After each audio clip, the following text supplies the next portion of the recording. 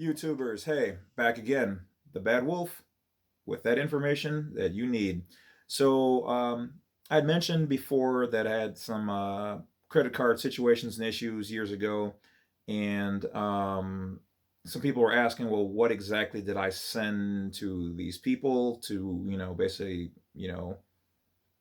like I said, this is educational purposes. So, hypothetically, this is what I did.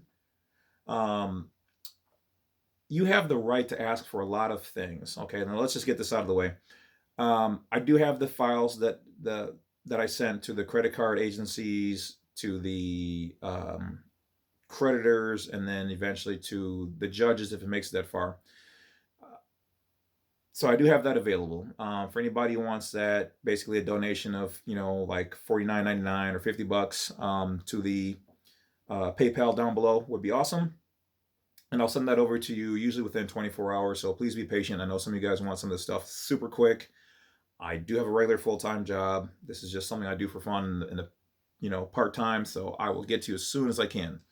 That being said, I'm gonna give you guys some tidbits on what's in the letter so that you guys can kind of put your own together. So you don't necessarily need mine. Most of them do have some of the laws behind them and the various full legal descriptions of what's going on. You don't have to send a 20-page letter, okay? A majority of it, off the top of my head, is you have the right to ask for what's known as a validation of debts, okay? They have to prove to you that the debt, even though, once again, this is hypothetical and educational, even though the debt, let's just say that possibly, somebody could have had access to your credit cards. So by law, you have the right to ask for a validation of debts. Now, what that really is they have to provide proof not only that the file that they have, all of it is completely your debt. They will send you a print off of it, but that's not legally what a validation of debts is. So if you want more information, you can either buy the letter from me, or you can just go online and look up, what is a validation of debts credit card. Okay, so freebies, guys. Once the proper way for them to do that is they have to provide written, or not written, excuse me. They have to provide the receipts with your written signature on there, because that's how they validate each one of those debts. Because who knows, you could have put your credit card down somewhere, your family could have done that, somebody could have hacked your stuff and been putting small amounts on there. So you don't know, you just want to be sure. So other than that, you have to they have 30 days basically to respond to you. You can ask for, obviously the printout of all of your debts, but those are separate things. So you can say, I want a printout of all these debts, but then you also want a validation of debts. Okay. And then whatever their final sums of money are, you can say, well, you want to see how they calculated this, because you have a right to know, like, where's all this interest coming from? How did you get to the point of having all this interest?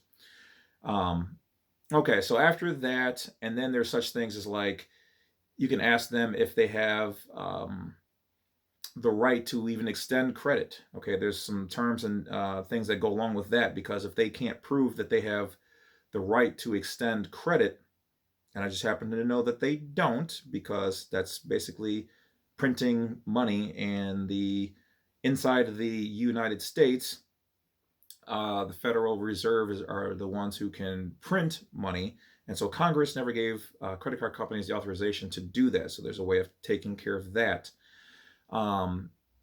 And basically other things to make sure that they're in current legal standing. And then you can also put on there that you want them to cease and desist any phone calls to any numbers associated, and you only want to be contacted via paper. And then what they'll do is they'll transfer that particular debt to either a third party or their lawyers. And then from there, it might make it to the judge so they can try to get the write-off. Well, there's other little things that we can throw in there. The lawyers don't necessarily like me when I have done this, and they've come after me pretty fierce, and I've handled them because of knowing how to rebuttal most of the information, which is it would all be on the one sheet. But anyway, so the same sheet that I would provide is good for the credit card companies, the lawyer, and if it goes to court, you basically send all that stuff, the same things to them. Um, and then what would happen is after the 30 days, if they didn't provide all the information, you have good standing, and then of course they would send it to the secondary or third parties to try to as a debt collector, and you have the right to ask the credit card companies and also inform the lawyers like, hey, they didn't do all these things, so they're in violation of this debt. Okay, because there's a law against that. They have to respond to you. They have to provide all that stuff in full, and if they don't, then that's when you can hit them with that. And depending on each occurrence, you can fine them up to $1,500, I think it is, per incident. So there's that, and basically you're gonna do all these things and try to shut them down by providing all this necessary paperwork, which is, like I said, it's only one sheet, but do your own due diligence online, look up this stuff, and you can find it all of it on there, and probably even some new stuff. The stuff I have has worked for me and worked for a number of people. I've used it with my mother, ex-girlfriend, her two brothers, and about 3 or 4 other people, and the same thing results. Some of it can make it to your credit, but that's easy enough. You can just go online and type up, credit repair, and find tons of ways to do that. If it happens to get that far, typically, if you've got 10 things on there, like 1, maybe 2 will get on there. So then you only have to fight the 1 or 2 on your credit report. Like I said, I'm not giving you guys this information to, cheat the system or to, just, screw off your debts and whatever else. You should make attempts to actually pay these things because you did agree. But if you just happen to find yourself in bad situations and it's like, look, I've got a matter of either eating or paying this bill, that's where some of this stuff would come into play. Okay. Because you shouldn't be forced to, be put in that kind of situation. All right. So there's a couple other things that the file would have on there, but in short, if you do your research, look up federal consumer reporting agencies, so that you can find out your rights to be able to fight them and ask for these things. Like I said, you don't really need mine.